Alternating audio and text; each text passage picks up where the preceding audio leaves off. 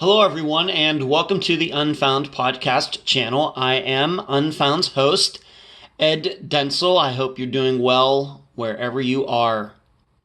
This is a video that concerns the disappearance of Kayleen Oling, who disappeared from Etna, PA, in January of 2020. So this is a very recent disappearance, just a little over a year old, and I'm doing this video on February 18th, 2021. Kayleen's episode came out on February 19th, so tomorrow. Before I get started, if you would like to like this video, please do so by hitting that thumbs up button on whatever device you are using to watch this video. And if you are not yet a subscriber to the Unfound podcast channel here on YouTube, I hope you will consider doing so.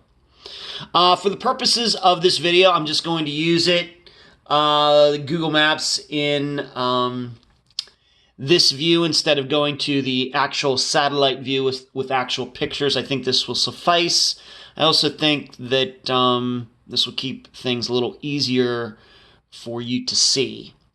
But I'm zoomed out just a little bit because I wanted to show you where Etna, Penn Hills, and some of the other locations mentioned in Kayleen's episode. I wanted to show you where those are compared to where actually Pittsburgh is. And you will see down here in the bottom left-hand corner, that is Pittsburgh. This is where the Allegheny and the Monongahela rivers combine to form the Ohio, which eventually goes west, and eventually goes into the Mississippi River. For purposes of sports, if any of you are into, have ever watched the Steelers, Pirates, their stadiums are right down here in what they call the North Shore, right next to each other, right down in this area. So this area, Etna, Penn Hills, Sharpsburg, these areas are not far away from downtown Pittsburgh, and maybe many of the important points of Pittsburgh that you might have seen in on a football, baseball, maybe even in a movie or a documentary about Pittsburgh. This is also interesting for me because I used to live in Leechburg. I grew up in Leechburg, which is in a northeast direction, like that direction.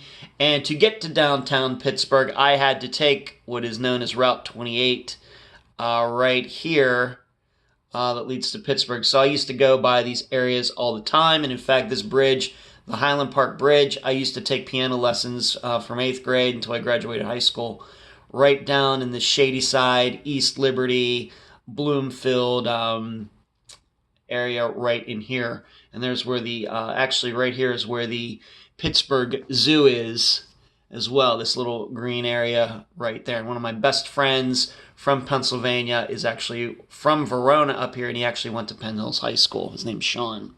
Good guy.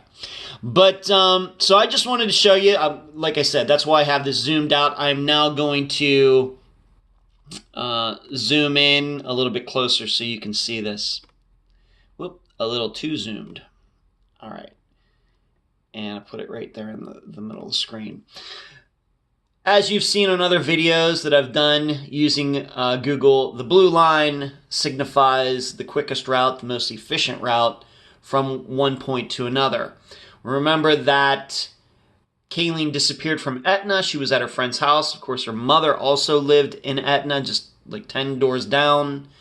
And the story goes is that Kayleen was here with her friends. She walked out meeting Michael Mano, and he has admitted to this, and then she disappeared.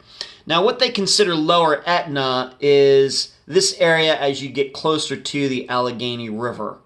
And somewhere in here, there is a fine line between Etna and Sharpsburg, but in here, although you can't see it, there are actually a couple mountains, small hills, mountains to the right and left, and this actually is all downhill until you get to the river. So Upper Etna would be right where this is. Lower Etna would be down here. And allegedly, Kayleen was going to be walking down there to meet Michael Mano. Why he didn't come up to the house, I don't know. Once again, he has admitted seeing her that night and picking her up. Why he didn't go to the house, there is a suspicion that I have that he actually did come to the house. I think we have to be open to that possibility. So they meet here, and then shortly after that, 1:30 in the morning, the last time her phone pings is in this area. Her phone never comes on again. Now, as you will see, Michael Mano is from Penn Hills over there on the right of the screen. And if you've watched at least one of the videos that we've posted that was given to me by Jason Kayleen's father, and he has them posted on Facebook and elsewhere.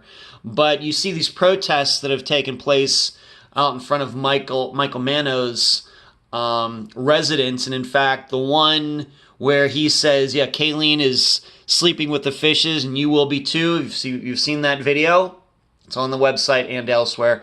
That actually takes place over here in Penn Hills where Michael Mano lives. Now, the big concern, I'm sure, as you are looking at this, if we are to believe, if we are to believe that something of a foul play nature happened to Kayleen, I think you can see one of the big problems right now.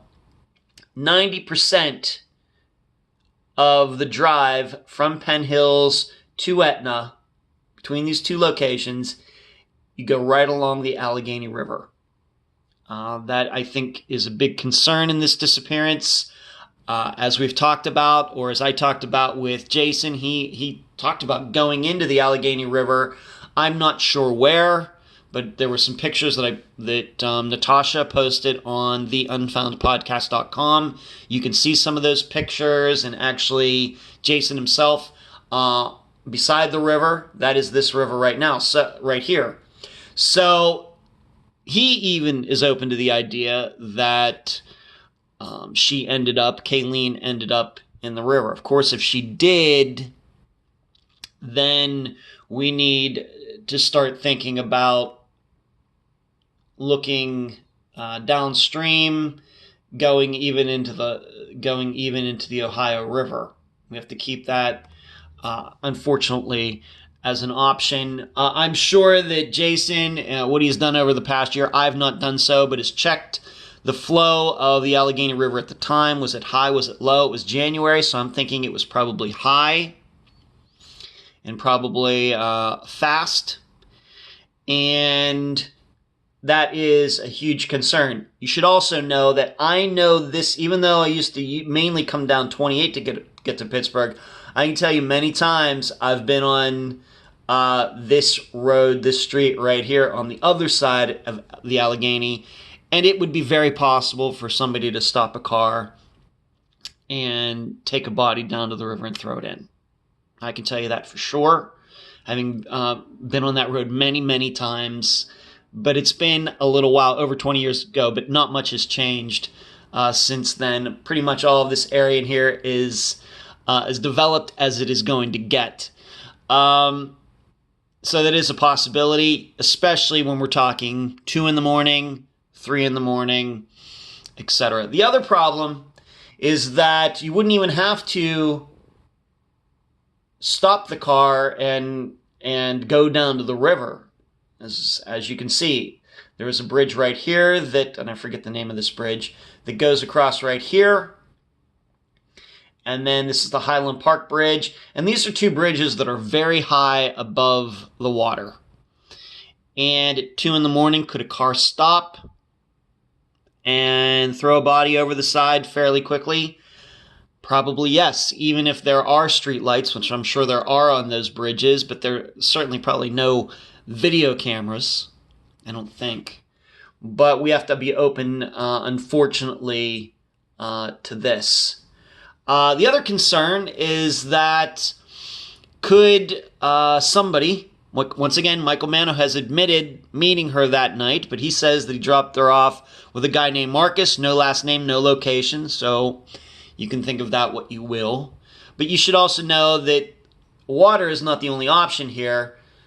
There are areas, even though this area, there are a lot of houses, a lot of parking lots, strip malls, a lot of area here. I know there's the Waterworks Mall is right in here, and I've saw quite a few movies back in the day at the Waterworks Mall right here in the Fox Chapel area.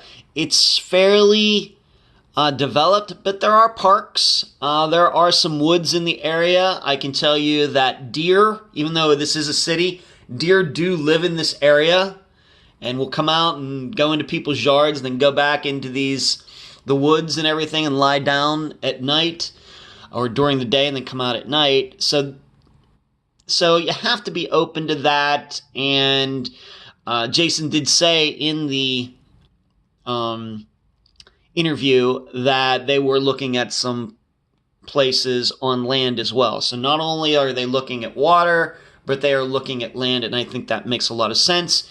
And all I can say is he's told me some things that were not in the interview because we're trying to protect the investigation, trying to protect some of the things that Jason knows, and he is afraid if this gets out into the public, then anybody or anyone who caused Kayleen's disappearance might be able to cover it up if they know the exact information of what they know. But they're looking at a variety of locations using data and other means to kind of narrow down where they should be looking in this particular area. Once again, if she went into the water, then of course it's going to stretch out to the point, what they call the point where the Allegheny and the Monongahela meet.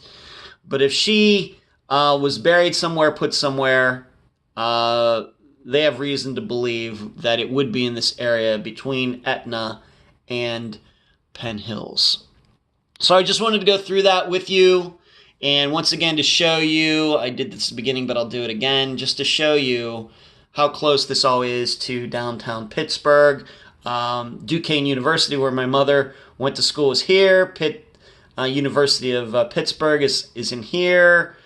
The point that you've seen, like I said many times, with the fountain is right down there. Very close to downtown Pittsburgh.